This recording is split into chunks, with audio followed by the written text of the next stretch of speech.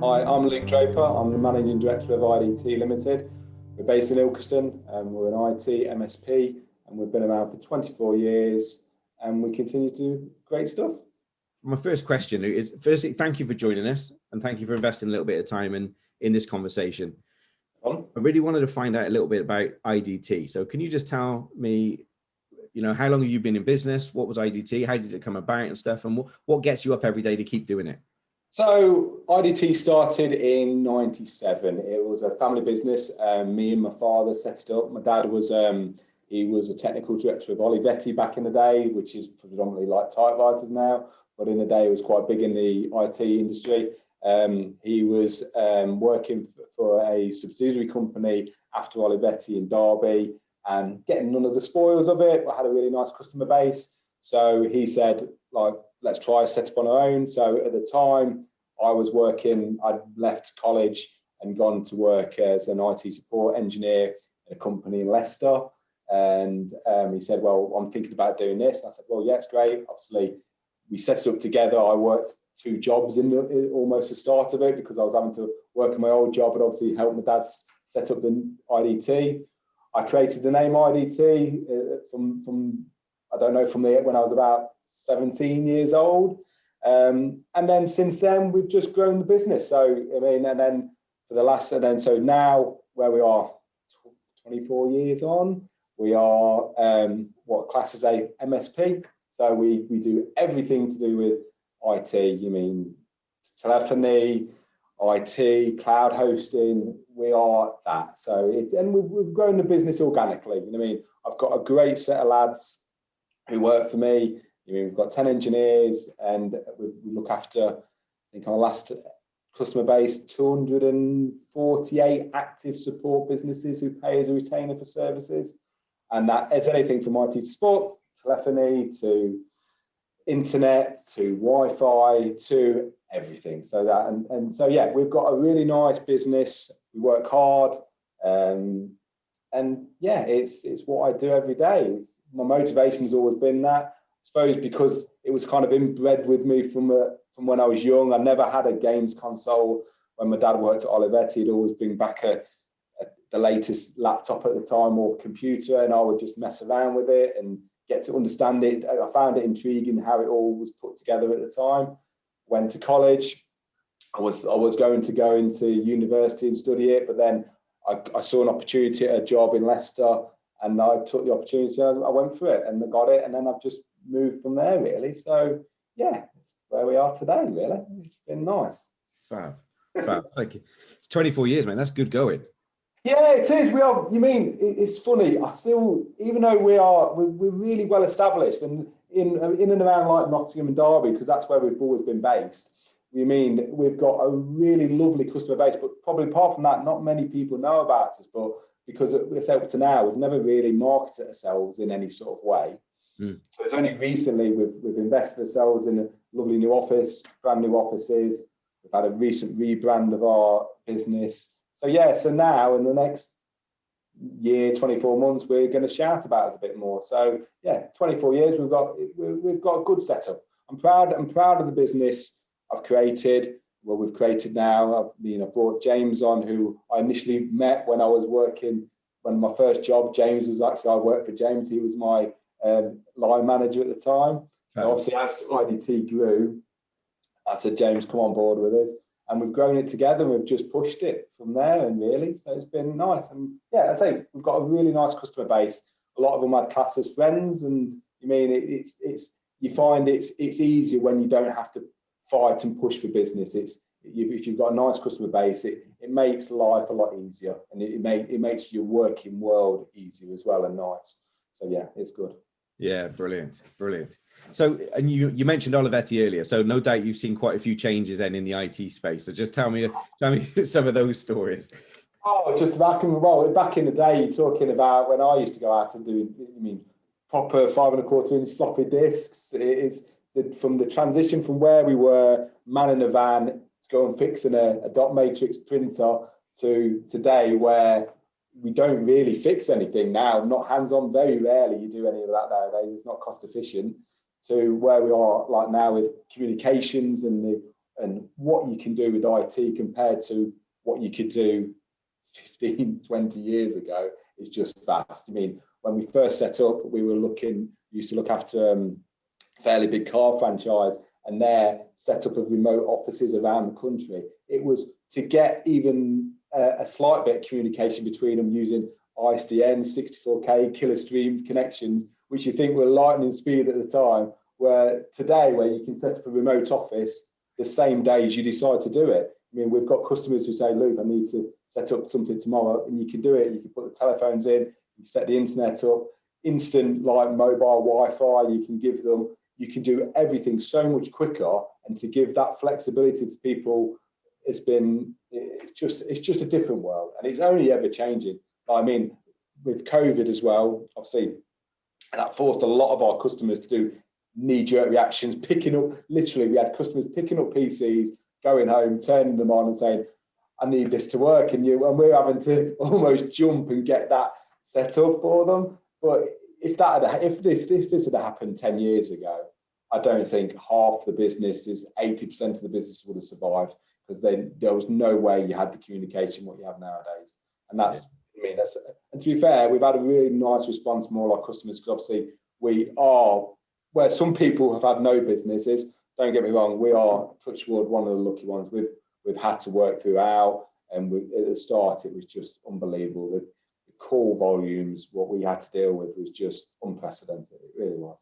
Yeah. So, yeah. But yeah, there's a lot of changes, mate, and it's just every day as it's moving forward. Now we're seeing more and more and more like 5G coming on board. It's so much. It's just speed. It gives you so much more flexibility of what businesses can do and want to do. It's great, really, to be fair. Embracing it. Fantastic. And yeah, anyone in business, you know, we all know that where there's opportunity, you know, there's also challenge, and this has been a challenging year for a lot of businesses, but it is a massive time for opportunity. And I agree with you. 15 years ago, it would have been a completely different story. The speed of business evolvement in like months because of the lockdown has been brilliant. I feel I've come in, we look after quite a few businesses in the hospitality sector, and your heart goes out to them, because obviously their businesses have been completely shattered. And what we did as a business, we decided we didn't make any sort of additional cost to any of our customers. We honoured costs. Even companies who had no business at all, we continued to support them throughout the lockdown, and continue to do so.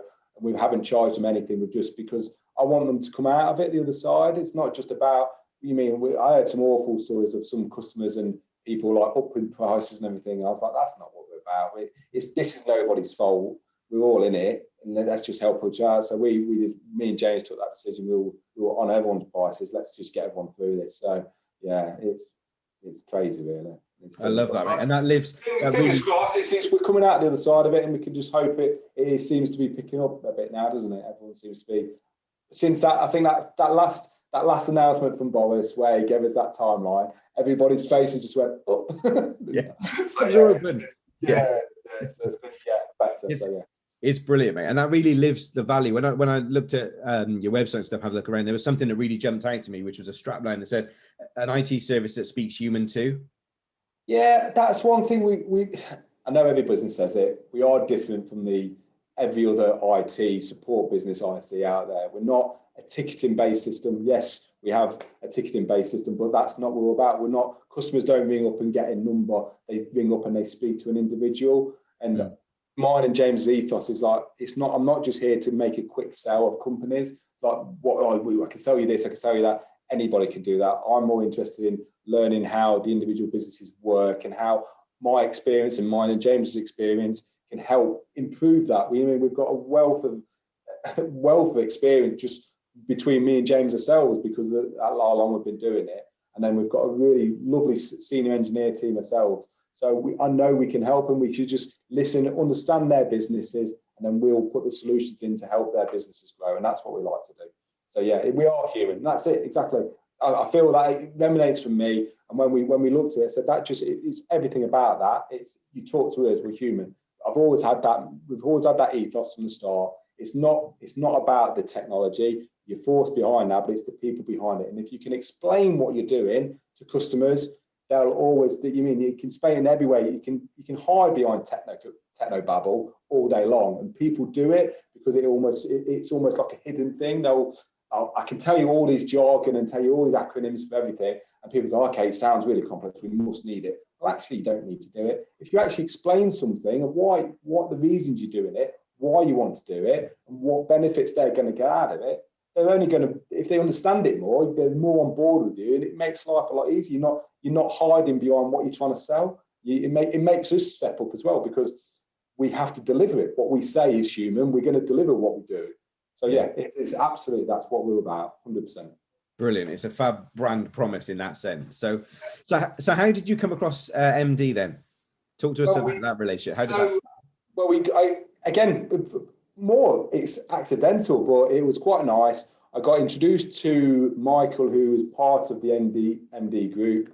And I said to Michael, I'm getting loads of conversations from customers. Like, again, it's funny, as a business, I don't have any actively sales people. It's myself, really. So a lot of our customers ring me and say, Luke, do you know someone who does this? Or do you do mobiles? I'd love to be able to just give you I find dealing with like other companies, or I haven't got the patience with it.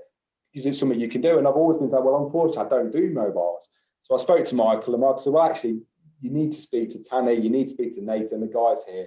These will be able to help you out. We set up a conference call. We had a conversation. I just explained it, very similar to what we're doing now, about what we do and how I work. And they say, you'd be a really lovely fit for us. It just immediately, when I spoke to Tanny, she just seemed to get exactly what I was about, and I seemed to get what Tanny was about, and we just clicked. And it was just, yeah, let's do this, because it will work. I know it would work.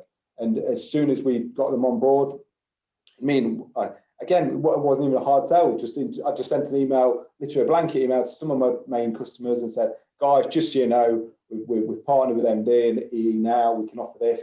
And they, oh, great, Luke, can we look at this? My contract's up here, let's do this, let's make sure we do it. And yeah, it's been a really nice setup, and a part of that, the EE bit's brilliant, but also it gives us another avenue with like BT and the Ethernet lease lines we're doing now. I've already had 4 commissioned, and we've been with Mdee now, for 2 months. So we've had a really quick setup and take on of that as well. So yeah, it's been really nice. And what I love about Mdee is they want to speak to you like I do. Nathan will pick up the phone to me and speak to me. Tanny, for an MD of like MDE size, was straight away, Luke, I'd love to get in touch. Let's have a chat. And I was straight away, yeah, sounds great, because that's exactly how I work.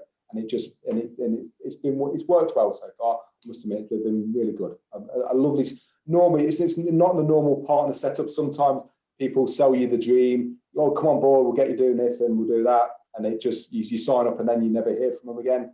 It's been completely opposite with Mdee, I must admit. Yeah, fab. So it sounds like there's a real partnership between the two of you, which is great. But an interesting question that some people may be thinking about if they're looking at getting into telecoms, like other IT resellers maybe, is how slick a process was it to actually get started with them? It was really easy, actually, because it didn't require too much from us.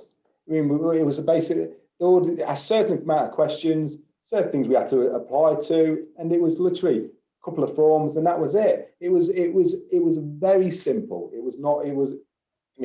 We're not a massive company. We don't have a huge admin department with all techie lads. So for us to, and I think as Nathan said too, Luke, you've been able to do this quite easily, quite simply. So yeah, it was a really smooth process. And again, and Nathan helped us walk us through the whole process. So if there's ever a bit I was like, do I need to do this?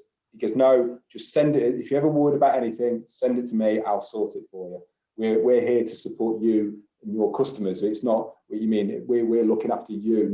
We're not trying to get as much out of you and tie you in. We want to make sure you can upsell to your customers and do what you need to do. So yeah, it's been great. Okay, fantastic. So in that sense, then, back office support. What kind of, or what level of back office support do Mdee provide for you? Oh, everything. Literally, they said we could do as much or as little as we wanted. So I'm busy. I am always busy. I'm never not busy. So in some cases where I just get requests, I will just literally a quick email to the team, and then one of them will pick it up and just deal with it for me, handle all the quoting for me, put it all on our letterhead. So literally, almost in some respects, I'm just the middleman, which is brilliant means I can do my bit, I can talk, but I know I've got the confidence that the guys at MD have done everything they need to do on their end. So it's great. And if one of them's not there, I've had the odd occasion where I need something urgent. I've sent an email within 5 minutes. I've rang them and said, guys, can you jump on this because I need it quickly? And they've been straight back to me. They've been absolutely brilliant, absolutely brilliant. Fab. So what does that give you time to do? My job, basically what I do. I always class myself as technical customer services. That's what we are as a team. We are technical customer services and looking after my customers. And even if it's just talking to, I don't hard sell to any of my customers. I will never be like, this latest thing, you need to be buying this. I would say, look, we're doing this. If as and when your contracts come up, talk to me. I'm sure I can come up with a good deal. I'll be honest, if we can meet it, we can meet it. If we can't, if you've got something, let me have a look at it. And we'll be honest, if we can't beat it, I'll recommend you do it something else. I say I'm here to look after their business. Our ethos is I want to keep customers. We don't lose customers.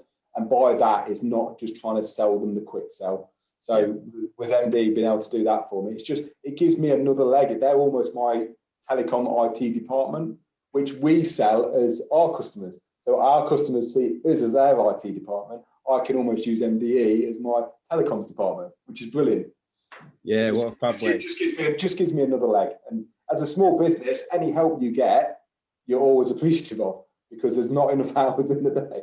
Basically. Yeah, completely. What a brilliant way to describe it. So you mentioned then about introducing a couple of minutes ago, introducing EE and mobiles to your customers and stuff. So there's a term in the industry that we all love called stickiness. So being an IT reseller now doing telecoms, what does that mean to you and your customers in terms of stickiness? Exactly that. It means I don't like tying customers to us, because I think we work hard enough that I don't have to tie them to us. Our guys, I stipulate to them that I don't really like tying customers into contracts, but in some respects you do it. So even if it means like if we've lost out on whatever one side of the business, if you've got a way in, I don't like burning bridges. So having a customer who you potentially miss out on the IT support contract for something, but actually, Luke, you've been really good on the mobiles, it still means you've got a contact, and it just keeps customers to you. It just makes you work hard as well. And the stickiness is great, yeah. The more you can keep customers to you, the better it is. It's easy to keep a customer than it is to win new customers. It always is. And in IT, it's whether we're different to any other industry, but people are always scared about moving IT or telecoms, because it is that hidden worry, or it's so technical, it's so complex, I daren't move it. I go into customers and they'll be there. You look at what their spend is on IT and telecoms, telephone lines. I'm like, why'd you spend that money? I don't know. I just assume we've always done it, so I daren't question it. So I just because if anything goes down, I don't want to risk moving it. So to actually win new IT business, it's really difficult. So when you've got business and you've got customers, we work very hard to make sure we keep them, and it's just customer service. So yeah, absolutely. So yes, the stickiness of having another route in and into customers, and being able to offer services to new and potential customers who potentially don't want to move their IT, but actually you can do your telecoms for us. It's great, because that means if the opportunity is ever there, they've already got a contact and they'll start to know how we work. So yeah, it's brilliant. Fab. So we're all in business for different reasons. One of the fundamental areas is we have to make money to survive, right? To exist. So for some people, it's an elephant in the room, but it's a positive part of business in my view. So trust me, I would not be here if I was just doing it for fun. Plus, I'm a missus won't let me do it either. Exactly, yeah. So telecoms can be a lucrative space if you know what you're doing. So in terms of an add-on to your business, so to speak, how lucrative would you say it is? And if you knew how lucrative it'd be, would you have done it earlier? This is actually surprising. I was kind of had the wall pulled over my eyes by an old partner who told me, oh, there's not actually that much in it.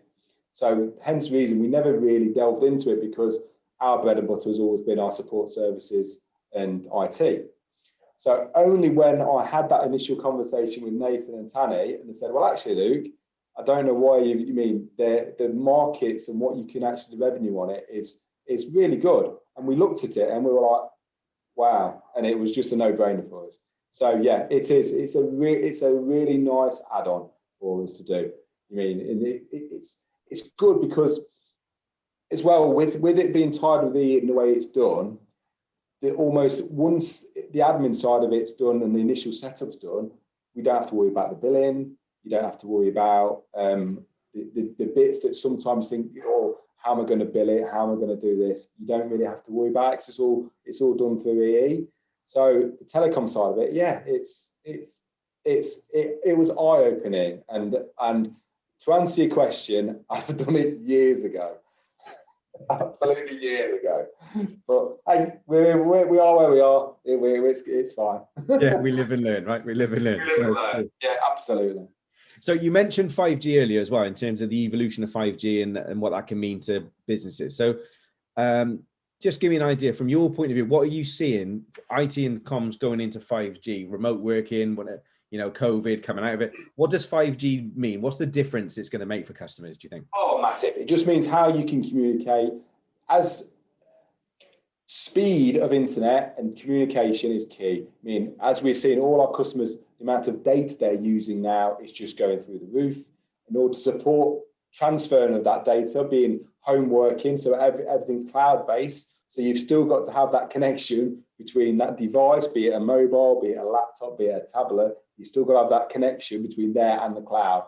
And cameras get better, pictures get bigger, all this is more space. So 5G, it just means life is so much easier. You can do so much more. It's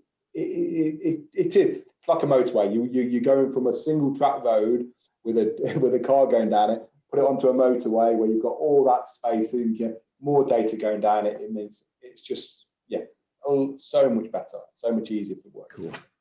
And it means so quick as well. I mean, you can get for nowadays, where 10 years ago to get any sort of connection you'd be waiting weeks, almost months to get any sort of connection into a business. I could ring Tanny today and she'd get me a 5G connection this afternoon. It's almost that quick. So you can react to customers are, as you know, completely not understanding of IT, and they think you can snap the fingers and it can be done. And in some respects, now you can actually deliver, which helps. So when the MD says, I want to open a new office here tomorrow, I've signed the lease, I'd like to be open tomorrow. Okay, that's no problem. Right, I'll get you some sort of level of connectivity. It's a level of connectivity that actually works. It's not just an analog line that they can't really do much with. It just gives you so much more flexibility. Yeah, fantastic. So on that note, then, what do you see as the next thing coming around the corner? The next big evolution for businesses in terms of either comms or IT? Oh, it's going to be virtual reality, isn't it? That's what's pushing it now. How it's going to interact with day-to-day business, I don't know. But for my whole life in IT, it's always been the gaming industry and the public, that sort of industry that has pushed IT, the high spec machines, all that sort of stuff has always been that sort of industry. With VR coming to that, how they're going to deal with it is, again, it's just size of space and data, and everything's going to go cloud-based. You're going from a standard server in the side of the room, what used to be the office, that no longer exists. People don't want that risk anymore. And then people call, obviously it's a cloud-based stuff. They think the cloud is completely virtual. We'll just put it into the cloud, but obviously that's just hosted service. And you need, in order to have that speed to connect to those hosted servers, it's all going that way. Where it's going to end, I don't know, but it seems to be, it's definitely, everything's going to be subscription-based, cloud-based, where you're not relying on the local risk of your environment. That's it. As a business, you want to be able to, you want, as a business owner, I know that if the power goes off to this place, it's not a big thing for me. Yeah, it'd be an inconvenience, but my phone will still continue to ring, my laptop will still continue to work. I can still communicate as a business from an outside point of view. I can still trade, I can still communicate, still could do everything I can do. I'm just doing it in the dark. Fantastic. Rediverting everything. We'll see what comes over the next few years, but as it stands at the moment, yeah, there's a lot to come. It's only going to be pushed by communication. Absolutely. Yeah, blockchain, AI, VR, the combination of those two things together kind of are game changing, aren't they? When we really start. Oh, absolutely. Yeah. Again, like what we're doing now, these Teams meetings go back, 12 months, 18 months ago. You wouldn't have been doing these sort of meetings, these sort of interviews would have been done face to face. But having this ability now means you can do a lot more from wherever you are. Yeah, and we had the ability to sell video conferencing 15, 20 years ago, but no one wanted it. It was cringy, wasn't it? It gives you so much more time to do stuff as well. I mean, I used to travel, visit all the way around the country to my customers. I'd be down in London for a half an hour meeting. I'd go because you needed to do it and to see customers, which I still would do now. But it means now I can have, oh guys, let's have everyone's busy. So if you can have a half an hour Teams meeting without having to move from the comfort of your office or your home in some respects now, it's great.